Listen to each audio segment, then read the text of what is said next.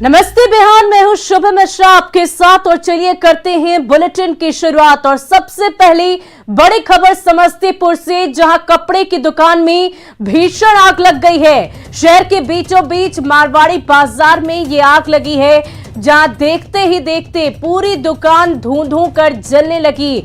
साथ ही साथ आसपास के इलाके में इस पूरी घटना से हड़कंप मच गया। फायर ब्रिगेड की 4 गाड़ियों ने घंटों की मशक्कत के बाद आग पर काबू पाया। तब तक दुकान के अंदर रखे सारे कपड़े और दूसरे सामान जलकर पूरी तरह खाक हो गए। आग शहर के प्रसिद्ध कारोबारी गोपाल तनेजा की दुकान में लगी थी। बताया ये जा रहा है कि ये आग शॉर्ट सर्किट की वजह से लगी है, जिसकी चपेट में कई और दुकान भी आ गए हैं। तो ये बड़ी खबर आपको समस्तीपुर से बता रहे हैं, जहां आग से इलाके में हड़कंप मच गई। प्रसिद्ध कारोबारी गोपाल तनेजा की कपड़े की दुकान में शॉर्ट सर्किट की वजह से ये आग लगी। इसके अलावा आसपास के दुकान को भी नुकसान पहुंचा है। भीषण आग की तस्वीर इस वक्त आपकी स्क्रीन पर है। आप देखिए किस प्रकार धूं धूं कर ये दुकानें जल रही है। घंटों की मशक्कत के बाद फायर ब्रिगेड ने इस आग पर काबू पाया।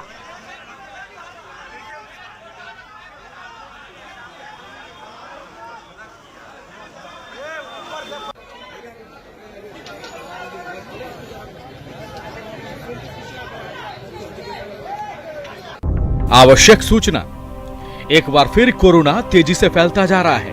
कोरोना की तीसरी लहर की रफ्तार काफी तेज है। सरकार और प्रशासन पहले से ही काफी अलर्ट है।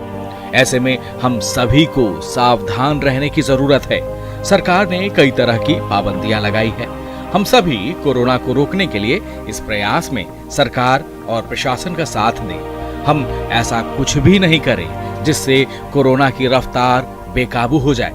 हम सोशल डिस्टेंसिंग का पालन करें, हमेशा मास्क का इस्तेमाल करें, बार बार साबुन से हाथ धोएं और सैनिटाइजर का इस्तेमाल करें। याद रखें, हम मिलकर लड़ेंगे, तभी कोरोना हारेगा। और कोरोना की तीसरी लहर सुनामी की तरफ बढ़ रही है। डेल्टा के बाद ओमिक्रॉन ने लोगों को डराया और अब तो नए नए वेरिएंट ने पूरी दुनिया भर में दहशत फैला रखी है। बिहार सरकार ने कोरोना के बचाव के लिए एहतियातन कदम भी उठाए हैं और इसके नतीजे भी सामने आ रहे हैं। ऐसे में जरूरत है कि हम ज्यादा सावधान रहें, सरकार के निर्देशों का पालन करें और अफवाहों पर ध्यान कतई ना दें।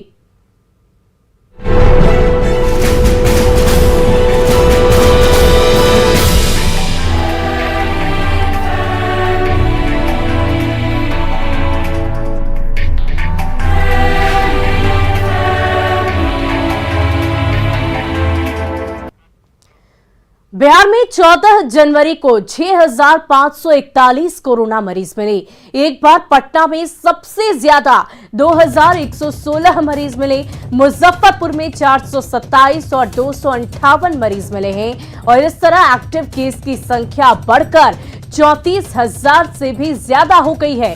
इनमें से 13,000 से ज्यादा सिर्फ और सिर्फ पटना में ही है। अच्छी बात यह है कि 99% कोरोना पॉजिटिव होम आइसोलेशन में है और ज्यादातर लोग एसिम्प्टोमेटिक है, यानी कि उन्हें माइल्ड इन्फेक्शन हुआ है।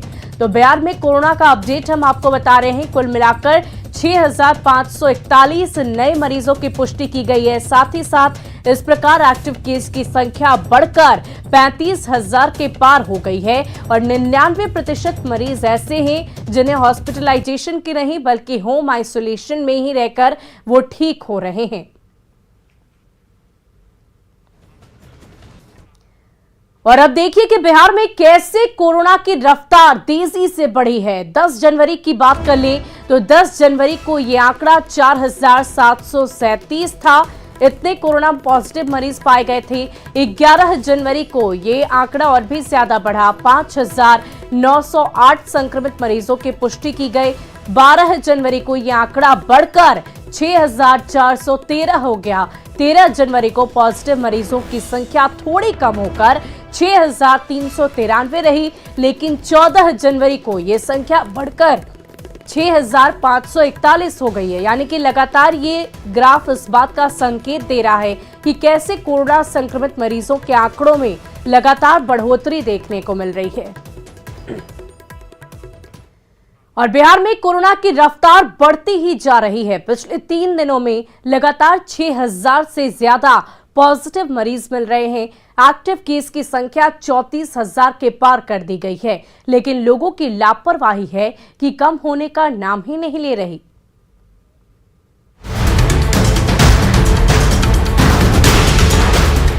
ये पटना की मीठापुर सब्जी मंडी की तस्वीर है। ना तो सब्जी खरीदारों के चेहरे पर मास्क है और ना दुकानदारों के। सोशल डिस्टेंसिंग की तो बात ही मत करिए। ये हाल तब है जबकि राज्य में कोरोना के 6000 से ज्यादा केस रोज आ रहे हैं। एहतियातन पटना डीएम ने मीठापुर सब्जी मंडी को गर्दनीबाग स्टेडियम में शिफ्ट करवा दिया था, मगर यहाँ के सब्जी विक्रेताओं ने डीएम के आदेश को ठेंगा दिखाते हुए दोबारा से अपनी दुकानें मीठापुर सब्जी मंडी में सजा ली है। सिर्फ दुकान लगाने को लेकर के दादागिरी नजर नहीं आ रही है, बल्कि जो कोरोना प्रोटोकॉल है उसको भी लोग नजरअंदाज कर रहे हैं। बिना मास्क के देख सकते हैं कि अत्यधिक लोग यहाँ पे नजर आ रहे हैं, सब्जियों की खरीदारी करते नजर आ रहे हैं। हालांकि अभी गैदरिंग उतनी नहीं है, लेकिन जैसे जैसे दिन चढ़ती है यहाँ पे भीड़ जो है वो बढ़ती जाती है और जिला प्रशासन ने इसी को ध्यान में रखते हुए इस सब्जी मंडी को जो है यहाँ से गर्दनीबाग स्टेडियम में शिफ्ट किया था। अब एक तस्वीर पटना के बांकीपुर बस स्टैंड की भी देख लीजिए। ना तो बसों के स्टाफ मास्क लगाए हुए हैं, न ही अधिकतर यात्रियों के चेहरे पर मास्क है। अभी बिना मास्क के, अरे भागने से क्या मतलब, भागिए नहीं, लेकिन आपको नहीं लगता कि बिना मास्क का नहीं रहना है? क्यों नहीं मास्क आके लगा रहे हैं? जी मास्क तो लगाते हैं पर भूल गए हैं। एक तो चेहरे पर मास्क नहीं और जब सवाल करो तो अजीब अजीब जवाब देते हैं। ये मास्क से कम थोड़े है। गाड़ी आप चला रहे हैं, गाड़ी ले जा रहे हैं। हम लोग प्रदेश से आ रहे हैं साहब। तो बिना मास्क का तब तो और ज्यादा खतरनाक बात है। नहीं ये चेक करवाएं आप। ये हाँ चेक करवाएं। देखिए ये नौजवान यहाँ पे अभी मास्क सब निकाले हैं, अभी जस्ट निकाले हैं। आपके मित्र लोग तो लगाए हुए हैं। दिक्कत है इसलिए निकाले हैं। थोड़ा क्या दिक्कत हो रही है? आपके मित्र लोग तो लगाए हुए हैं। सांस लेने में दिक्कत हो रहा था, पॉकेट में निकाल के रखे हैं। आम लोगों की लापरवाही के बाद अब स्वास्थ्य विभाग की लापरवाही भी देख लीजिए। भागलपुर रेलवे स्टेशन पर बाहर से आने वाले यात्रियों की जांच के लिए कोविड जांच केंद्र बनाया गया है, लेकिन जांच तो तब होगी ना जब वहां कोई जांचने वाला होगा। कोविड जांच के लिए कोविड सेंटर बनाया गया है, वो खाली है। कहीं से भी कोई जांच नहीं हो रही है। जो यात्री है वो आराम से निकलकर आ रहे हैं, जा रहे हैं, कहीं से कोई जांच नहीं हो रही है। कुछ लोग हैं मुझसे बात करते हैं, सर यहाँ पर कोविड का जांच केंद्र बनाया गया, आप लोग को जांच हुई क्या? कहाँ से आ रहे हैं? अकबरनगर से आ रहे हैं। जांच कोई हो रही है यहाँ पर क्या? प्रदेश नहीं है कि करवाओ, केवल बैठा रहता ओनली फॉर शो। सवाल है कि अगर इसी तरह से लोग लापरवाही बरतते रहें तो कोरोना की रफ्तार कैसे कम होगी? न्यूज़ 18 के लिए भागलपुर से आशीष सिन्हा, पटना से अमित कुमार और रवि एस नारायण की रिपोर्ट। वहीं गोपालगंज में कोविड गाइडलाइन का उल्लंघन करने वाले 2 मॉल सील कर दिए गए हैं। जब प्रशासन की टीम वहां पर पहुंची तो दोनों मॉल खुले हुए थे और उनमें बड़ी संख्या में ग्राहक भी मौजूद थे। प्रशासन ने मॉल के मैनेजर को कड़ी चेतावनी दी और मॉल को सील कर दिया। सीओ ने बताया कि सरकार और प्रशासन की गाइडलाइन न मानते हुए मॉल को खोला गया था और अगर अब मॉल खुले हुए मिलेंगे तो मालिक के खिलाफ एफआईआर दर्ज कर और कार्रवाई भी की जाएगी।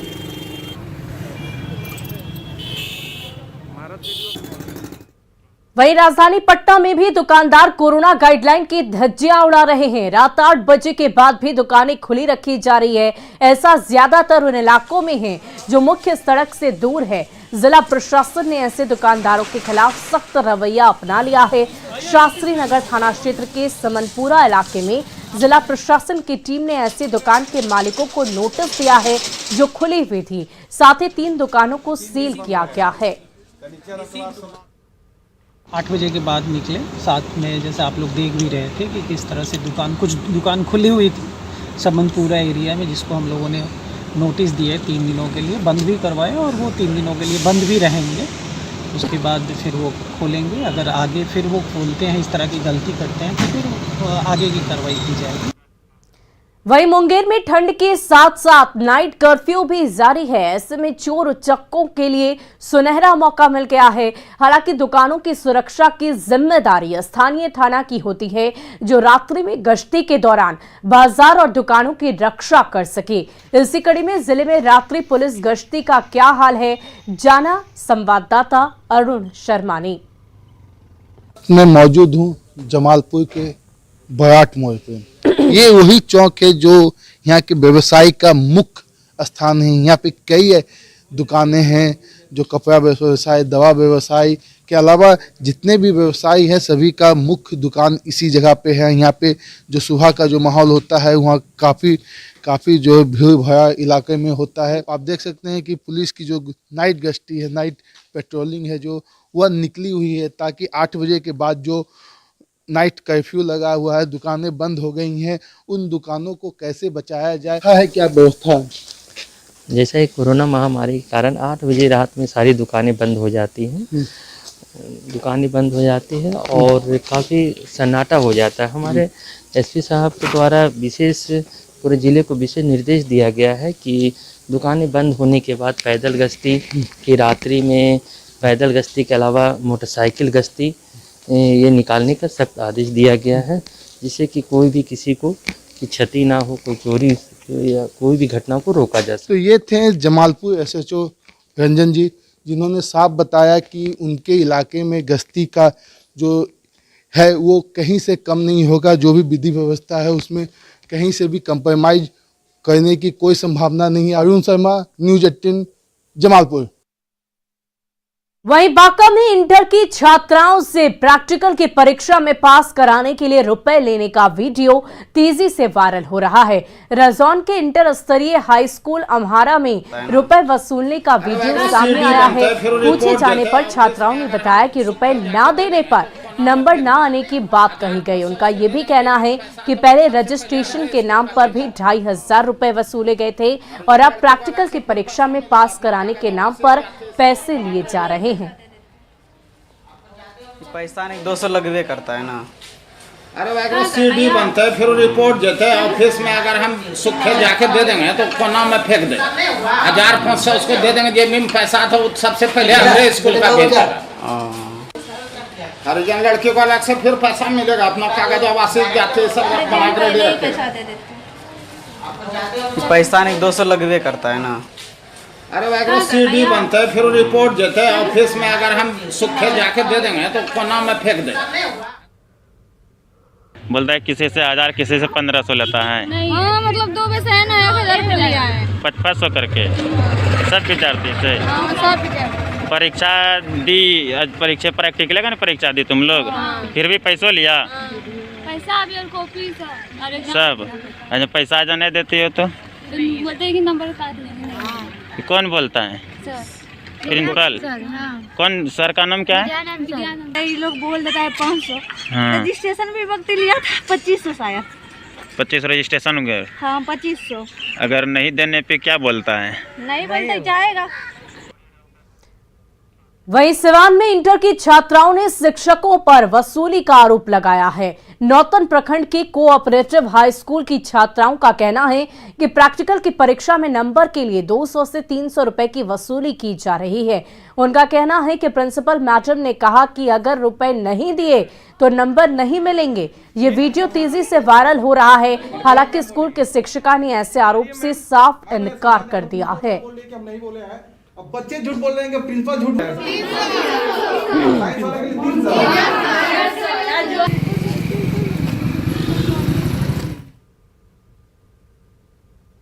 हम लोग के सामने पैसा जमा हो रहा है।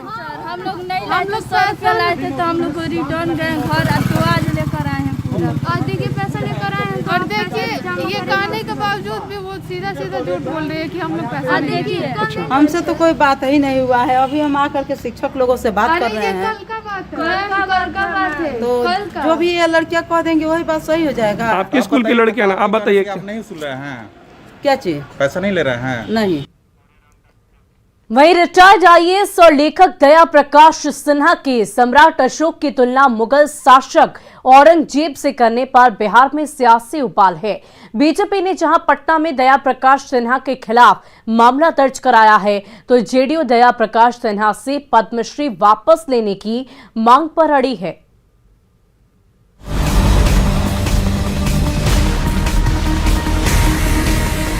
सम्राट अशोक पर की गई लेखक दया प्रकाश सिन्हा की विवादित टिप्पणी ने जाड़े के मौसम में बिहार की सियासत को गरमा दिया है।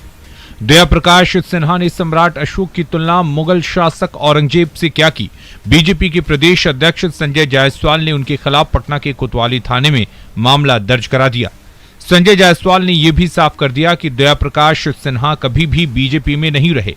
विकिपीडिया के जरिए झूठ फैलाने की कोशिश हुई कि वो बीजेपी के पदाधिकारी हैं। सम्राट अशोक जी के जन्म दिवस मनाने की परंपरा की शुरुआत भारतीय जनता पार्टी ने की थी, उसके पहले किसी को ध्यान नहीं था और हम लोगों ने किया था। और औरंगजेब जैसे आताताई से जो ये इतिहास रहा है 1000 वर्षों में मुगलों का, मंगोलों का, उन आताताइयों से सम्राट अशोक की तुलना करना बहुत ही दुर्भाग्यपूर्ण है और यह दुर्भावना से प्रेरित है। वहीं दूसरी ओर जेडीयू के नेता दया प्रकाश सिन्हा से पद्मश्री वापस लेने की मांग पर अड़े हुए हैं। राज्यसभा सांसद वशिष्ठ नारायण सिंह ने कहा कि औरंगजेब से सम्राट अशोक की तुलना करना अपमानजनक है। इतिहास लेखन एक बड़ी समस्या बन गई है और इतिहास लेखन में एक बात को विशेष करके ध्यान देने की ज़रूरत है कि सत्य को अपने एंगल से या अपने दृष्टिकोण से लोगों के सामने इतिहास को नहीं रखा जाए। दया प्रकाश सिन्हा की विवादित टिप्पणी का विरोध सिर्फ राजनीतिक स्तर पर ही नहीं हो रहा है, आम लोग भी जगह जगह विरोध जता रहे हैं। गुरुवार को बिहार के कई शहरों में विरोध प्रदर्शन हुए। न्यूज़ 18 के लिए पटना से शैलेंद्र के साथ ब्यूरो रिपोर्ट। वहीं बिहार में शराबबंदी के बाद नशे के लिए सॉल्यूशन का इस्तेमाल किया जा रहा है, जो स्वास्थ्य के लिए बेहद हानिकारक है। भागलपुर स्टेशन के बाहर ऐसे कई युवा और बच्चे घूमते दिख जाते हैं। बताया जाता है कि ये लोग स्टेशन पर चोरी और पॉकेटमारी करने वाले गिरोह में भी शामिल रहते हैं। जब वहां मौजूद एक व्यक्ति से हमारी टीम ने बातचीत की तो उसने माना कि वो पहले गांजा और शराब पीता था, लेकिन अब सॉल्यूशन का इस्तेमाल करता है। वहीं डॉक्टर ने बताया कि इससे चमकी सहित मस्तिष्क की कई तरह की बीमारियां हो सकती है और भी जान तक जा सकती है। क्या पीते हो? अभी सोल्यूशन पी रहे हैं। क्या होता है सोल्यूशन पीने से? कुछ ना होता है। नशा चढ़ता है? नशा नहीं चढ़ता है इसमें। कितने लोग हैं टोटल? हैं? ये सब पीने में कितने लोग हैं टोटल? इसमें तो है 10-12 गो है ना लौंडा। छोटा छोटा बच्चा भी है। हाँ, 2 गो इधर भागा अभी। सबसे पहले तो सांस के लिए बहुत हानिकारक है। यूजुअली इसमें जो लोग इनहेल करते हैं, ये बच्चे लोग आजकल जो इनहेल करते हैं, ऐसे सब्सटेंस रहते हैं उसमें जिनकी वोलेटाइल बहुत होते हैं और विस्कोसिटी कम होती है, ताकि आराम से सांस में जाए, समझे। तो जैसे कि एक एग्जाम्पल उसका पेट्रोल है, लेकिन ज़्यादातर चीज़ में उसमें हाइड्रोकार्बन रहता है, जैसे एसीटोन और ये। तो जितना भी गम प्रोडक्ट है, जैसे हम लोग के घर में सुलेशन आता है जो जूता वूता चिपकाने में, तो वो सबसे जो इनहेलेशन होता है, तो सबसे पहले तो फेफड़े के लिए बहुत ही नुकसानदायक, क्योंकि वो गैस जो है लंग्स का जो एल्वुली होता है उसके हवा को रिप्लेस कर देता है, तो लॉन्ग टर्म में लंग्स को बहुत नुकसान पहुंचाता है। और फिलहाल के लिए इस बुलेटिन में इतना ही। मुझे दीजिए इजाजत। आप बने रहे न्यूज़ 18 बिहार झारखंड के साथ।